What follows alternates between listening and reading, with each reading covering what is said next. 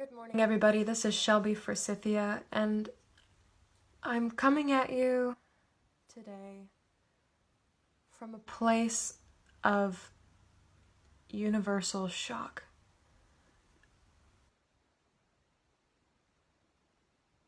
This is not how I expected this election to go. As a business owner, I'm not supposed to remark on politics.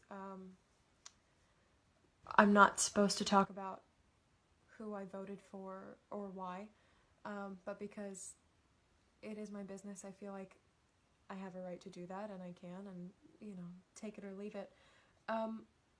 In this election, I voted for Hillary. You can talk to me about logic and scandals and emails all you want, but if you've watched my other video called Grief and Politics, you know that people don't vote with logic. People don't vote with their brains. People vote with their hearts. People vote for what they feel and for the person who is speaking their truth most correctly and most highly. They vote for who they feel aligned with.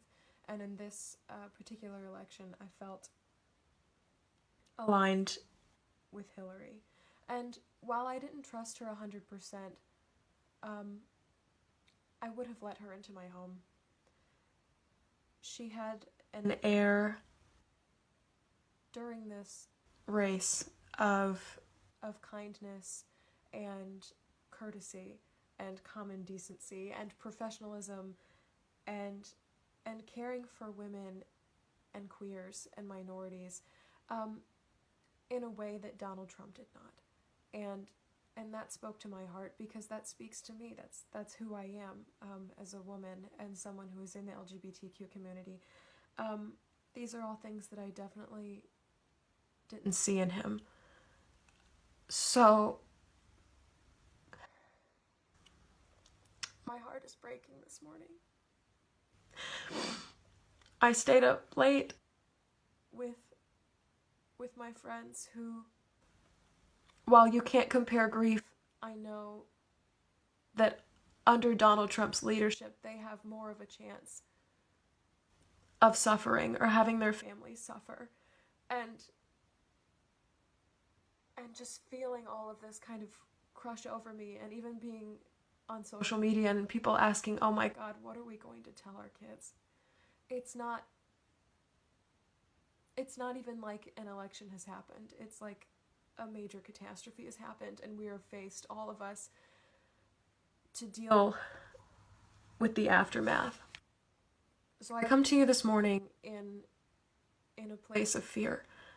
I come to you this morning from a place of terror and worry. You can't see it, but I'm messing with my hands a lot, which is an anxious behavior that I have. I'm twisting my rings a lot, but I'm coming to you from a place of uncertainty for what will happen next, because despite the fact that I didn't trust Hillary Clinton 100%, I was not afraid of her. Yeah. And I am afraid of Donald Trump, of this man who we have now chosen to lead our country. And all of these emotions, this worry, this terror, this fear, this is all grief. Grief is defined not as the sadness or depression that you experience after somebody dies, but grief is this huge chunk of like collective emotions that sit on your brain, that kind of swirl around after any major or massive change. These things that are coming up, even, I can't even talk. We are mourning. We are mourning because waking up this morning, a lot of us, so many of us, have lost hope. And that is also grief. Grief is losing hope. Grief is losing expectations. Grief is losing these dreams and wishes that we had for what our futures will look like. And this election is more than where our country is politically headed. This election is impacting all of us on like a cellular, on an energetic level. Right now, hundreds of thousands of people are waking up feeling less safe in the world because of Donald Trump, because of their neighbors who have voted for Donald Trump, because of people who didn't vote at all, who didn't care enough. It's really hard not to take that personally, and this feeling of waking up and feeling less safe in the world, it doesn't just affect us in our homes, it doesn't just affect our kids, it affects every single one of us. If we wake up walking around feeling like we are less safe in the world, we are going to treat people differently. We're going to respond to people differently. We're going to feel differently as people. It takes away our trust in others, and it takes away our hope in humanity to be good and to do, the right thing, as much as I don't like to use dichotomous language. This waking up and this feeling less safe in the world, this is grief. This is loss. We have lost. We are literally mourning today the perpetuation of these long-held stories. These stories of not being heard, of being pressed down by someone with privilege, by being silenced, by being killed, by being told that we are less than because we're female, or because we're fat, or because we're somebody of color, or because we sleep with different people, or because we voted differently, or we pray differently, because we are different. And these stories are older than we are. These stories go back for generations. So with these election results, we're not just mourning the future, the inevitable transition of power that's happening in January. We are also mourning these past stories that are appearing to repeat themselves. That is also grief. And it's coming on all at once. This morning we have lost hope. We have lost power. We have lost identity. We have lost certainty. And we have lost, for sure, connection with and trust in the people that we're surrounded by in this country. And disconnection is so hard, guys. Because disconnection is what creates fear.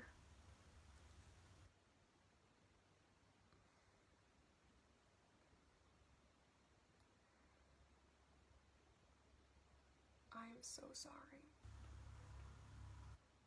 this morning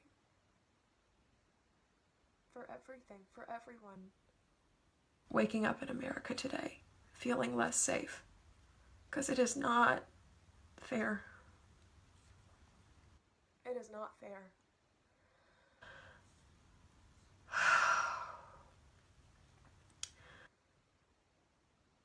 But if there's one thing that my own grief has taught me, and that working with grief has taught me, it is that we can make it through. And this is not me saying some flippant, wake up tomorrow and everything will be better, and hold on to hope and all those things that you see at the end of chick flicks, but I started working in grief because I saw the resilience in my own spirit. And I saw that resilience and that possibility in others. And that gave me faith. And that gave me hope. And that feels a hell of a lot better than sinking into fear and sinking into uncertainty and sinking into death of our spirits and death of our souls because of what happens to us. Somehow, deep in my bones, I know that we will come back from this. We will mourn. We are mourning. We are actively mourning this morning. We have to mourn. We have to. Before we do anything else, we have to grieve. We cannot approach this from a place of anger. We cannot approach this from a place of fear. We cannot approach this from a place of bitterness or desperation or not being heard. That energy is short-lived. We will mourn. We will grieve.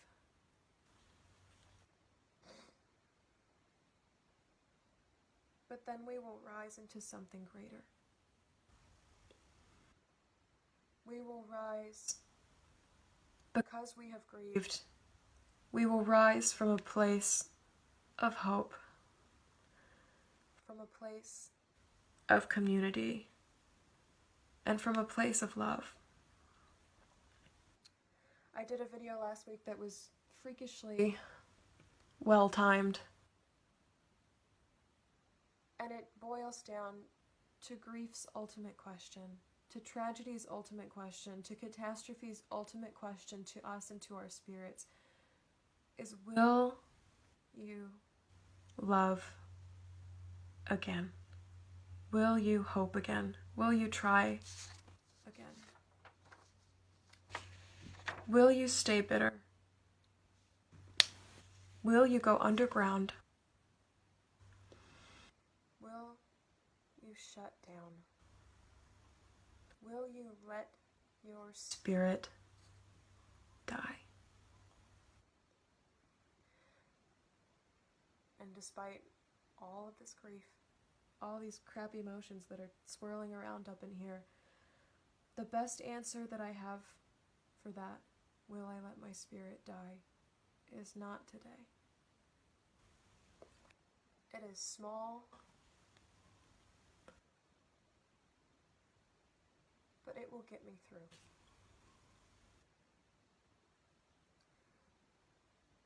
Not today. Today I'm going to cry a lot. I'm going to sleep a lot. I'm going to reach out to people who I know are affected by this. And if they don't answer, that's okay. Because everybody's going to take this how they're going to take this and in their own way. We are feeling so much. We are literally reeling from this. But at the end of the day, and tomorrow, in the next days, in the weeks, in the months, in 4 years, will I choose to love again? Will I choose to reframe this election as a challenge to continue to look into the faces of Trump supporters and Hillary supporters and everyone else and say, I choose to love you again? Yeah. You're damn right I will.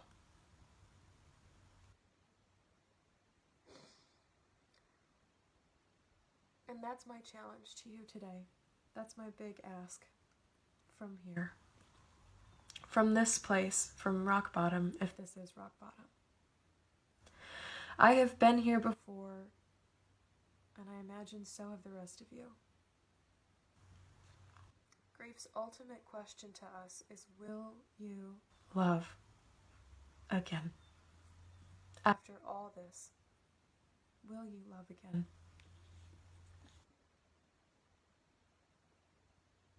Today, I will.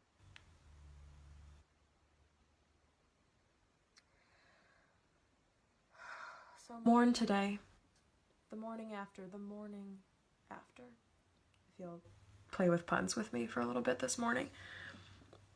Mourn for as long as you need. As a grief recovery specialist, I will not tell you how long is appropriate to grieve. I will not tell you how to grieve. I will not even tell you that I know how you feel, because I have absolutely no idea. But I will tell you to mourn and to grieve, because laying down those burdens and releasing all of those emotions and putting them somewhere that is not you frees you up and frees your energy up in a place where you can act from a place of hope and from a place of power and connection to others and from love. And sooner or later, that's what we're all waiting for. That is this election's biggest challenge to us, is to keep coming from that space. Not from a space of anger or fear or rage or insecurity or doubt or distress. From a place of love. If you're not quite sure where to start, I have a free meditation over on my website, shelbyforsythia.com. It's called Breathing Room for the Brain. If nothing else, it's relaxing, but at its best, it gives you a place to put all of these things that are swirling around in your head and lets them rest for a while.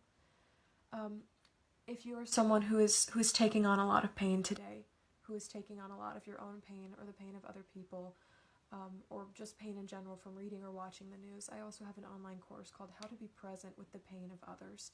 And this is actually a course that I use before I go into every single meeting with my clients, that allows me to give grief and give pain somewhere to go besides me. So I'm not taking on all of these emotions and all of this weight and all of this heaviness, because it is heavy. And grief and pain have the ability to kind of wash over us if we don't respect them enough to give them a place to go. So you can find both of those over on my website, which is shelbyforsythia.com. In the midst of all of this, I want to know, as someone who does grief work, how I can most help you. So if you have an idea for a course, if you want to do an online gathering, if something is speaking to you now, if you want to create as a result of this, please email me. My email is shelby@shelbyforsythia.com. You can also send me a direct message on here, on Facebook, on Instagram, any major social media platform where I hang out. I want to support you in this. I am shaky myself, but that does not mean I am incapable. I love you guys today. I really do. This is me coming off script. This is me barely having enough wherewithal this morning to get in and out of the shower and to eat something. But guys, we will make it through. If grief has taught me nothing else, it is that the human spirit is way more resilient than we ever give it credit for. God, I love you guys today. Thank you always for sharing space with me, for sharing time with me, for tuning in. I will see you next week.